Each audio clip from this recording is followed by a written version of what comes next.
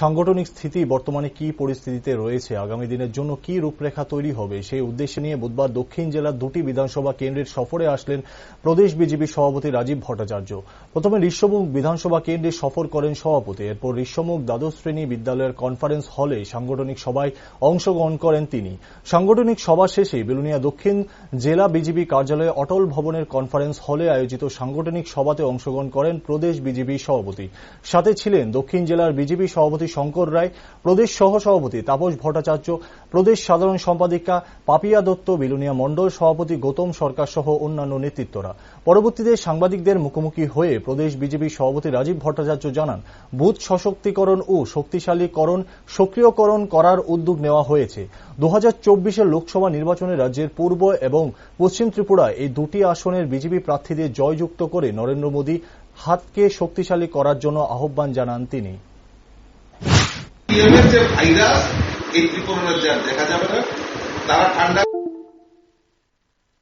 করে বসে তারা দেখছি ইদানিং প্রেস কনফারেন্স করছে যে বিজেপি তীব্রামতার জন্য সরকার এসেছে এবং তীব্রামতার তারা কি ভারতীয় জনতা, তারা কি ত্রিপুরা রাজ্যের মানুষের স্ট্র্যাটেজি তৈরি করবে।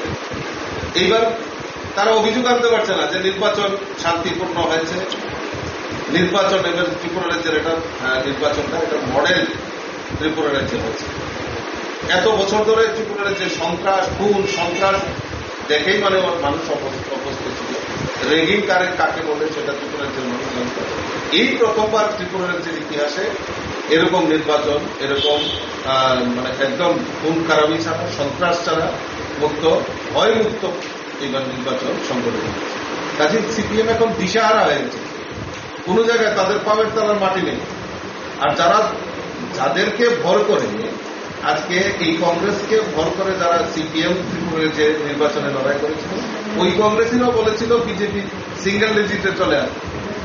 আজকে যারা বলেছিল সিঙ্গেল ডিজিটে চলে আসবে, তারা সিঙ্গেল ডিজিট হয়ে এখন ঘরে বসে কুলকর্তা নিয়ে কীর্তন করছেন হরে কৃষ্ণ হরে রাম।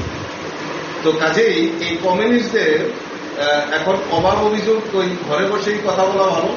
তারা ঘরে বসে তারা আরো কথা বলতে থাকো, ভারতীয় জনতা পার্টি সংগঠন করবে আর এই মানুষের পাশে থাকবে, মানুষকে সঙ্গে নিয়ে আগামী দিন ত্রিপুরা রাজ্যে কমিউনিস্ট মুক্ত ত্রিপুরা, কংগ্রেস মুক্ত ত্রিপুরা এই ত্রিপুরা রাজ্যে করবে ভারতীয় জনতা পার্টির এই ফ্রন্ট নিয়ে সংগঠন ধীরে ধীরে এগিয়ে যাচ্ছে।